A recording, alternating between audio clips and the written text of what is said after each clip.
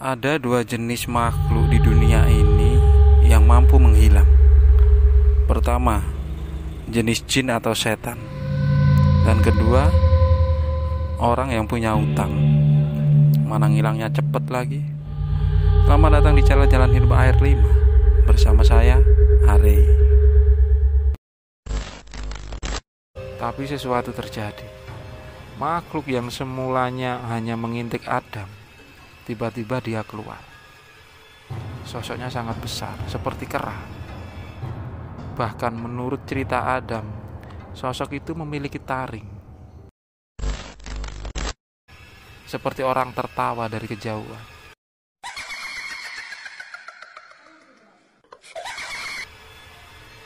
Adam tak bergeming, dia tetap berdiri. Muncul lagi suara seperti kuda berlari.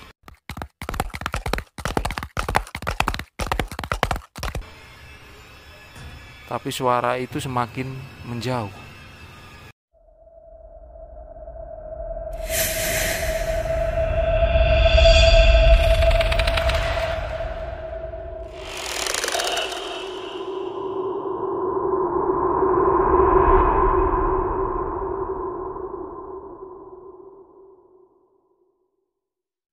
Assalamualaikum warahmatullahi wabarakatuh. Kali ini aku mau membawakan sebuah cerita dari salah seorang teman tentang perjalanan mistisnya di suatu malam yang akhirnya dapat merubah pola pikir dan menjadikannya lebih baik. Cerita dari Adam. Adam ini temanku dari kecil. Kita terakhir bertemu sekitar 3 tahun lalu. Dia sekarang mempunyai usaha bengkel las di sudut kota Surabaya. Perjalanan hidup Adam cukup berat. Dia umur 10 tahun sudah ditinggal meninggal oleh ibu kandungnya. Sedangkan bapaknya waktu itu umurnya sudah mulai menua dan sakit-sakitan. Adam ini mempunyai saudara perempuan, tapi waktu itu saudaranya ini atau kakaknya ini menikah dan pindah ke kota lain.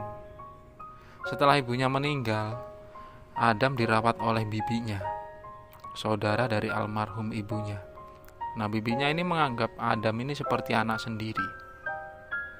Ketika beranjak dewasa, Adam ini banyak perubahan. Dulu dari anak yang pendiam, anak rumahan, tapi ketika dia sudah mengenal dunia luar, mengenal pergaulan bebas, Adam ini jadi anak yang nakal. Berkelahi salah satu hobinya. Ditambah lagi dia sering mabuk-mabukan. Dan tak jarang dia ini pulang malam. Nah, pada suatu malam, Adam ini di siang harinya sedikit mempunyai masalah dengan teman-temannya. Sebelumnya juga dia memiliki masalah sampai bertengkar dengan pacarnya. Malam itu dia pulang cukup larut, jam 11 malam. Ketika dia bertemu bibinya ini mengingatkan kalau kamu gak usah pulang malam, Dam. Gak usah keluyuran kalau gak penting. Apalagi aku dengar kamu ini suka mabuk. Nah, di situ Adam merasa jengkel karena ditegur bibinya. Waktu itu pikirannya sudah panas karena sudah banyak masalah yang meliputi dirinya beberapa hari terakhir. Ketika bibinya ini mengingatkan Adam secara baik-baik, Adam ini justru malah membentak bibinya. Orang yang merawatnya sudah bertahun-tahun, bahkan menganggapnya seperti anak kandung sendiri. Pertengkaran terjadi malam itu. Terjadi perdebatan. Kedua kalinya Adam membentak bibinya ini. Spontan, bibinya ini naik darah. Secara tidak sadar bibinya ini mengusir si Adam malam itu. Kamu pergi dari sini, biar kamu tahu bagaimana di luar sana.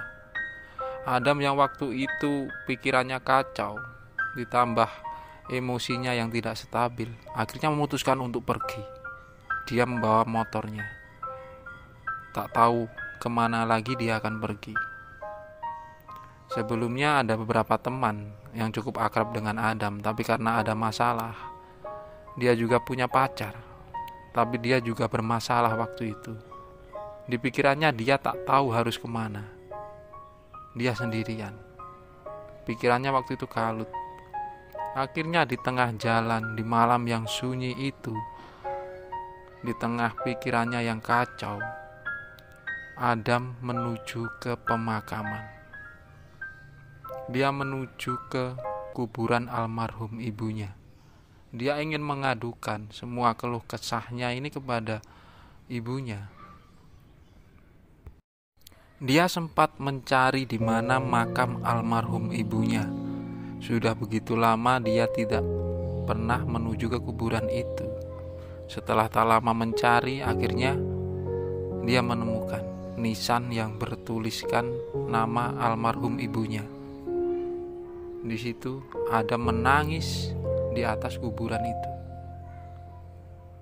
Dia berbicara sendiri, seperti meluapkan emosinya, keluh kesahnya. Kenapa dia tidak seperti teman-temannya yang lain, memiliki keluarga yang utuh, mendapatkan kasih sayang dari kedua orang tua, mendapatkan perhatian.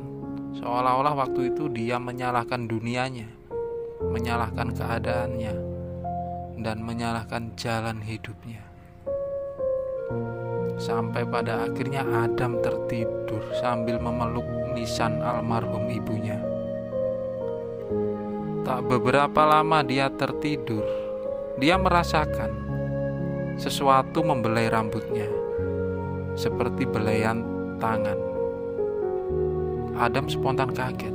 Dia bangun, dia berdiri.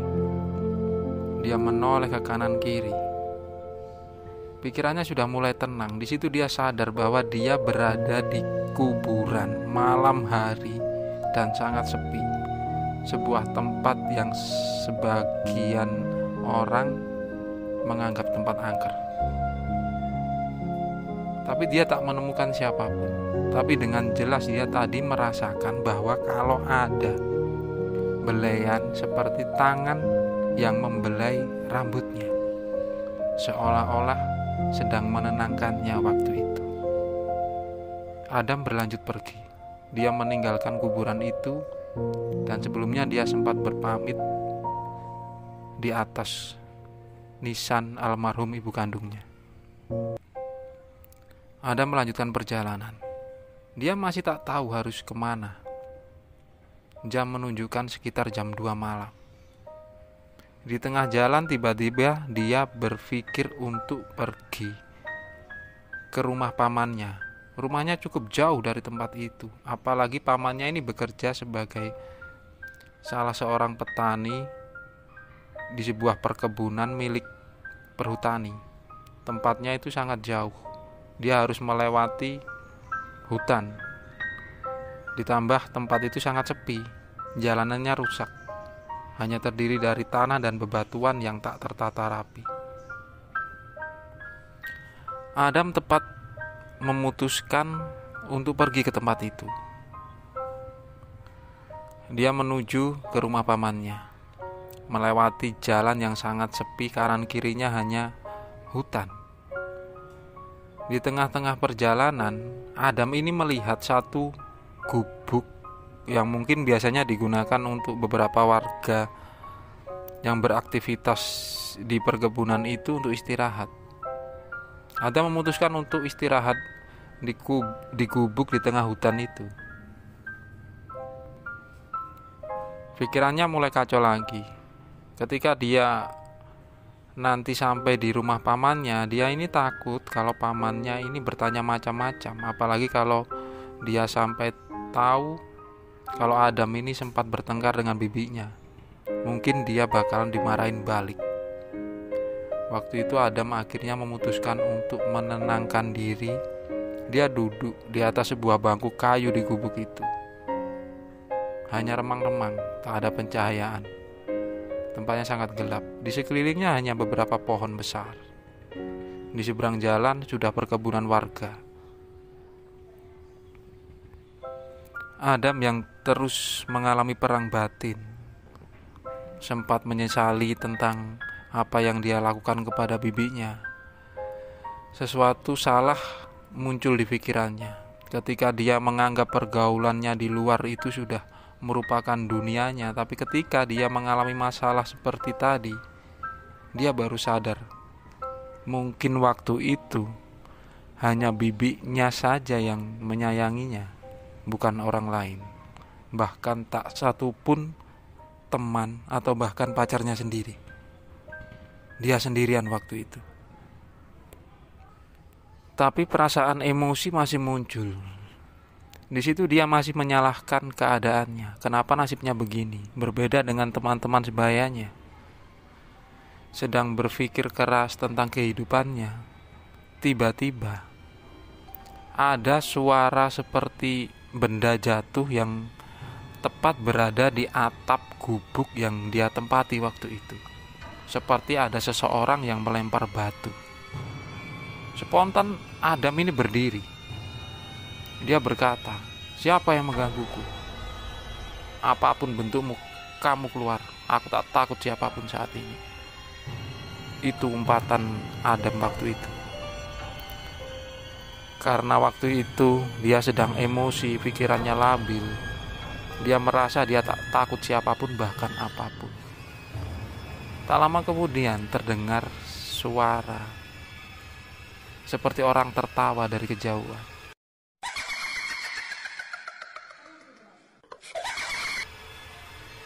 Adam tak bergeming, dia tetap berdiri. Muncul lagi suara seperti kuda berlari.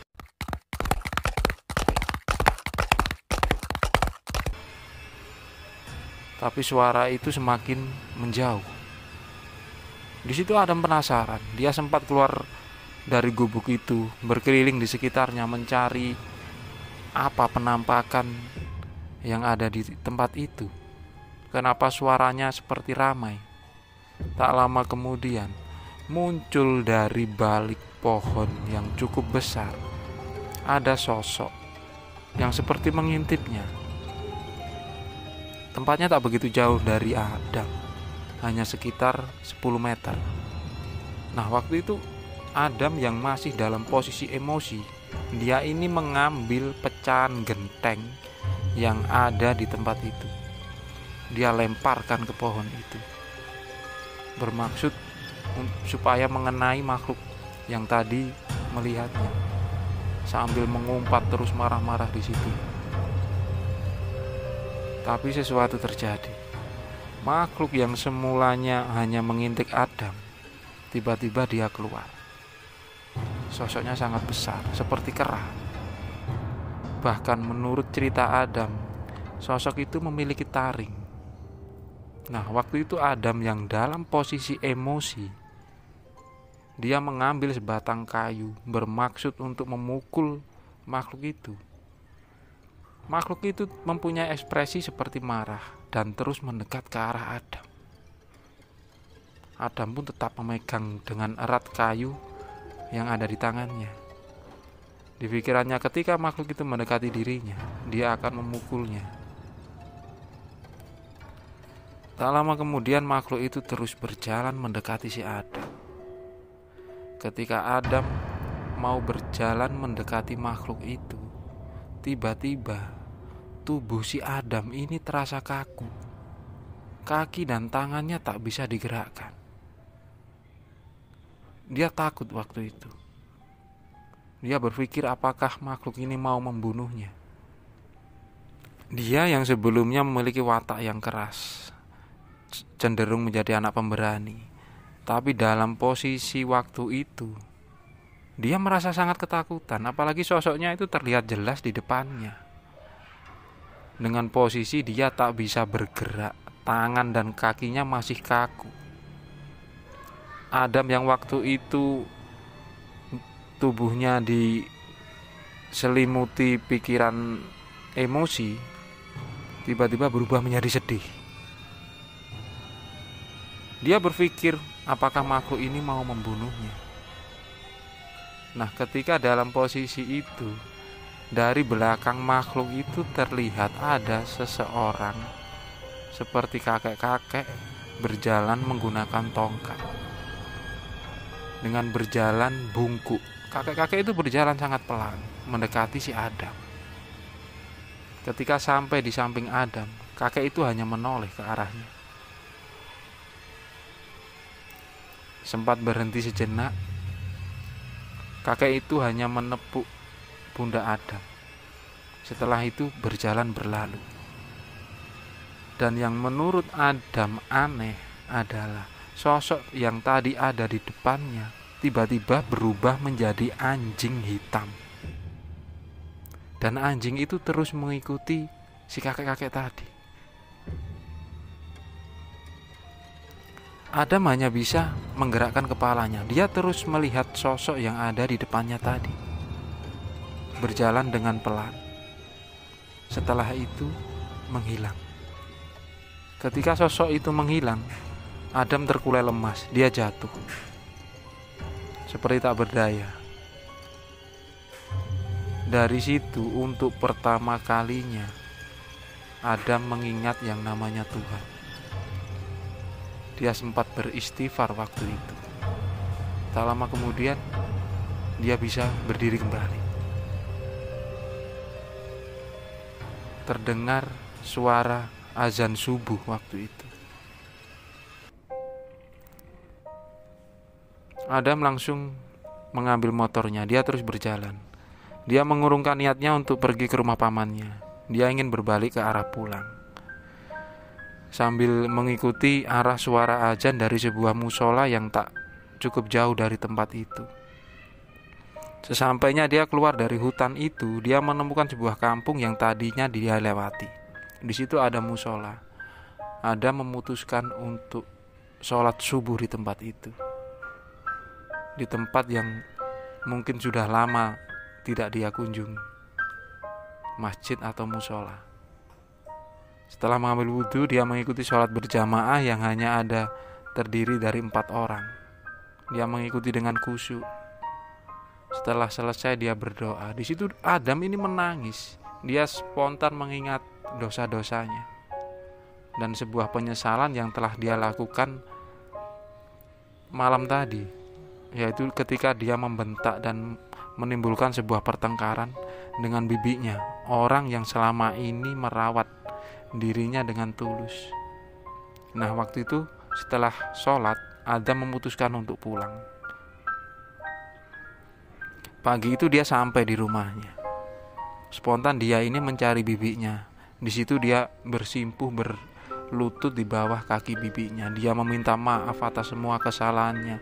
Dia berterima kasih karena sudah merawatnya dengan baik selama ini. Dia berjanji untuk merubah sikap-sikapnya.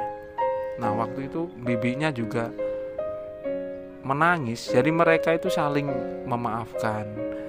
Dan bibinya itu memberi nasihat kepada Adam supaya dia ke depannya lebih baik. Dari situ Adam berubah. Di hari-hari berikutnya dia mulai memperbaiki perilakunya. Dia meninggalkan semua kebiasaan buruknya itu. Dia mulai rajin beribadah. Dan beberapa tahun kemudian dia sudah menemukan tempat yang menurutnya dia cari selama ini. Dia menemukan jati dirinya. Dia bekerja. Setelah bekerja, dia dipertemukan dengan jodohnya. Mulai membangun sebuah usaha yang dirintisnya dari nol. Dan sekarang dia memiliki kehidupan yang cukup layak. Itulah cerita dari pengalaman salah seorang temanku bernama Adam yang dia ceritakan kepadaku secara langsung, walaupun itu beberapa tahun yang lalu. Pesan untuk cerita ini, kadang kita perlu dihajar dengan sebuah ketakutan dulu supaya mengerti bahwa keberanian dalam hal yang buruk itu salah. Kadang tak semua orang yang ada di sampingmu itu peduli denganmu. Justru orang yang selalu ada untukmu, dialah orang yang benar-benar tulus menyayangimu. Terima kasih sudah menonton video ini. Jika teman-teman suka, tekan tombol like, Jika tidak suka, tekan tombol dislike, itu pun kalau tega. Subscribe, komen, share juga boleh. Terima kasih dan wassalamualaikum warahmatullahi wabarakatuh.